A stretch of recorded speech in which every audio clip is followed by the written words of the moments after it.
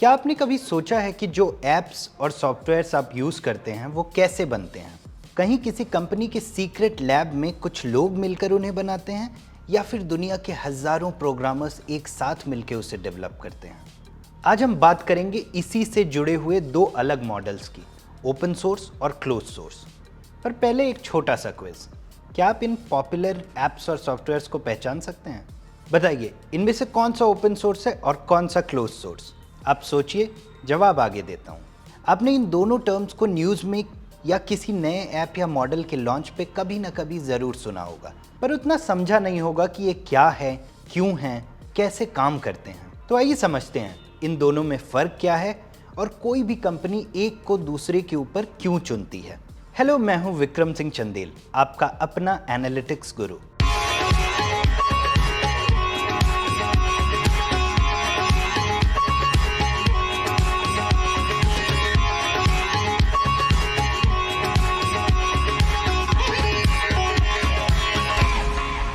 Open source software वो होता है जिसका कोड सबके लिए खुला होता है। मतलब कोई भी देख सकता है, बदल सकता है और अपना बना के फिर से डिस्ट्रीब्यूट कर सकता है। दुनिया भर के डेवलपर्स इसमें कंट्रीब्यूट करते हैं। ओपन सोर्स प्रोजेक्ट्स अक्सर गिटहब या हगिंग फेस जैसे प्लेटफॉर्म्स पर होस्ट किए जाते हैं, जो इस कोलैबोरेशन को इनेबल करते हैं। Linux OS, Android, Firefox browser, Python programming language, ये सब ओपन सोर्स के कुछ पॉपुलर एग्जाम्पल्स हैं। ओपन सोर्स आमतौर पर यूज़ करने के लिए फ्री होता है, वहीं क्लोज सोर्स सॉफ्टवेयर, जिसे प्रोप्राइटरी सॉफ्टवेयर भी कहते हैं, वो इसके बिल्कुल ऑपोजिट होता है।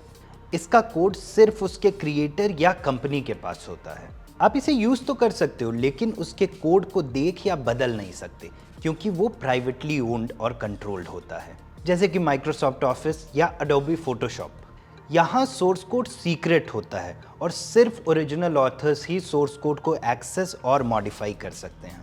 क्लोज्ड सोर्स सॉफ्टवेयर्स आमतौर पर पेड और लाइसेंस्ड होते हैं। यहाँ आपको सॉफ्टवेयर यूज़ करने का अधिकार खरीदना पड़ता है। ये तो था क्लोज सोर्स ओपन सोर्स का एक बेसिक इंट्रो, पर ये दोनों आए कहाँ से और कब? तो चलिए थोड़ा इनकी हिस्ट्री में चलते हैं।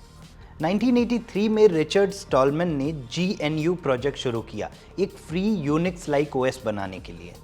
इससे GPL लाइसेंस और फ्री सॉफ्टवेयर फाउंडेशन की स्थापना हुई।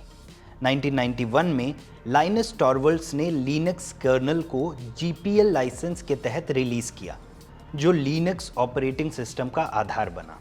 1998 में ओपन सोर्स शब्द गढ़ा गया और ओपन सोर्स इनिशिएटिव की स्थापना हुई। इस बीच क्लोज सोर्स सॉफ्टवेयर ने सॉफ्टवेयर बिजनेस पे अपनी पकड़ बना ली थी। 1970s और 80s में ज़्यादातर सॉफ्टवेयर्स रिस्ट्रिक्टिव लाइसेंसेस के साथ बेचे जाते थे। सोर्स कोड को ट्रेड सीक्रेट के रूप में रखा जाता था, क्योंकि कंपनियों को यह दिख गया था कि सॉफ्टवेयर एक प्रोडक्ट है जिससे भारी मुनाफा बनाया जा सकता है। माइक्रोसॉफ्ट जैसे बड़े सॉफ्टवेयर वेंडर्स ने 1980s 90s में क्लोज सोर्स मॉडल पर अपना बिजनेस बनाया। सॉफ्टवेयर लाइसेंसेस बेचना उनके लिए बहुत प्रॉफिटेबल था। आज भी कई एंटरप्राइज और कंज्यूमर एप्लीकेशंस क्लोज सोर्स हैं। इन सब के बावजूद भी ओपन सोर्स पूरी तरह खत्म नहीं हुआ और धीरे धीरे इस मूवमेंट ने काफ़ी बढ़त बनाई है। ओपन सोर्स के अपने खास एडवांटेजेस हैं, जैसे ये कॉस्ट इफेक्टिव है, ट्रांसपेरेंट है, यूजर्स को फ्लेक्सिबिलिटी देता है और कम्युनिटी ड्रिवन होता है।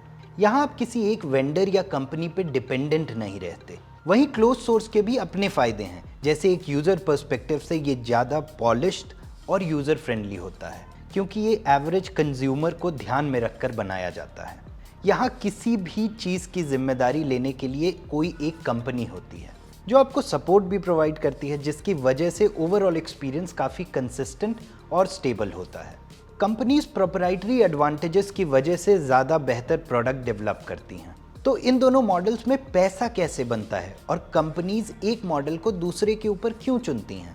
ओपन सोर्स सॉफ्टवेयर फ्री होता है, लेकिन इसे कई तरीकों से मोनेटाइज किया जा सकता है, जैसे सॉफ्टवेयर के लिए paid support, consulting, training offer करना, ओपन सोर्स सॉफ्टवेयर को होस्ट करके उसे क्लाउड सर्विस के रूप में बेचना, सॉफ्टवेयर या वेबसाइट में एड्स दिखाना या फिर यूजर्स और स्पॉन्सर्स से डोनेशन लेना।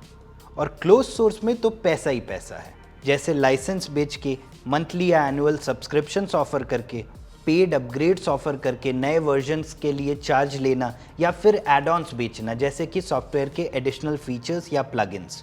अब कोई कंपनी कैसे डिसाइड करती है कि उसे ओपन सोर्स के रास्ते जाना है या क्लोज सोर्स के?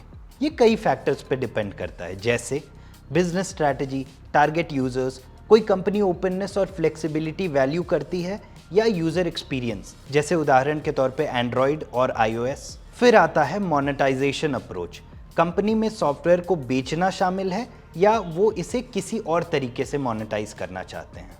इसके लिए कंपनी की रिसोर्सेज और कैपेबिलिटीज भी काफ़ी मायने रखती हैं। क्या कंपनी ओपन सोर्स कम्युनिटी और डेवलपमेंट प्रोसेस को मैनेज कर सकती है?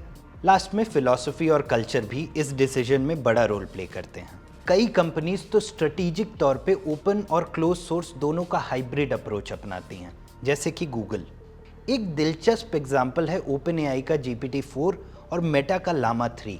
GPT-4 एक क्लोज सोर्स मॉडल है, जबकि llama 3 ओपन सोर्स है, लेकिन दोनों ही अपने तरीके से AI की टेक्नोलॉजिकल प्रोग्रेस को आगे बढ़ा रहे हैं। तो आप क्या सोचते हैं, फ्यूचर में ओपन सोर्स जीतेगा या क्लोज सोर्स, या फिर कोई हाइब्रिड मॉडल होगा? और हाँ, अगर आपने कभी कोई ओपन सोर्स प्रोजेक्ट यूज़ किया या आपका कोई ओपन सोर्स प्रोजेक्ट है तो उसके बारे में हमें ज़रूर बताइएगा।